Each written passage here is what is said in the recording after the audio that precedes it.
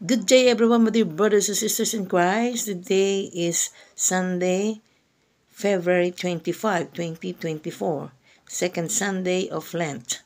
Welcome sa aking video. I am Myrna de la Mariana Ocides, Philippines. Would like to share the gospel for today. And please don't forget to subscribe, like, and share sa aking video. Let us pray. Come Holy Spirit, grant us the gift of wisdom. And our gospel for today is according to St. Mark chapter 9 verses 2 to 10. Ang pagbabagong anyo ni Jesus. Pagkaraan ng 6 na araw, umakyat si Jesus sa isang mataas na bundok. Wala siyang isinama roon maliban kina Pedro, Santiago at Juan.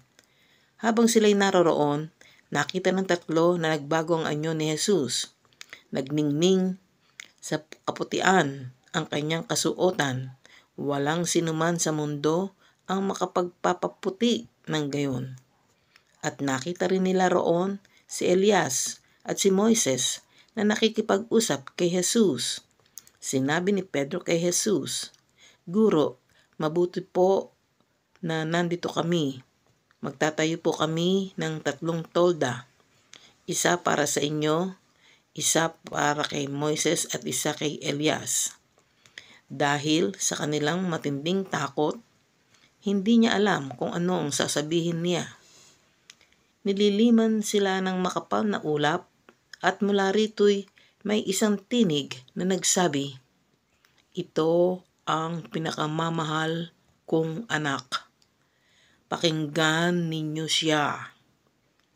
Biglang tumingin sa paligid ang mga alagad, ngunit wala silang ibang nakita maliban kay Jesus.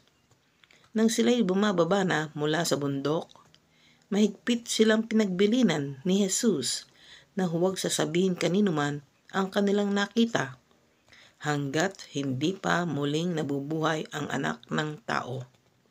Sinunod nila ang tagubiling ito, ngunit sila'y nagtanungan sa isa't isa kung ano ang kahalagahan ng sinabi niyang muling pagkabuhay.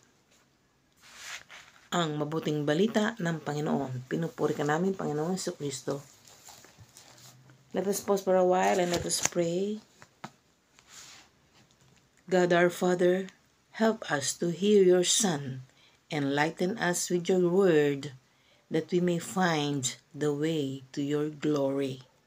We ask this through our Lord Jesus Christ, your Son, who lives and reigns with you and the Holy Spirit, one God forever and ever. Amen.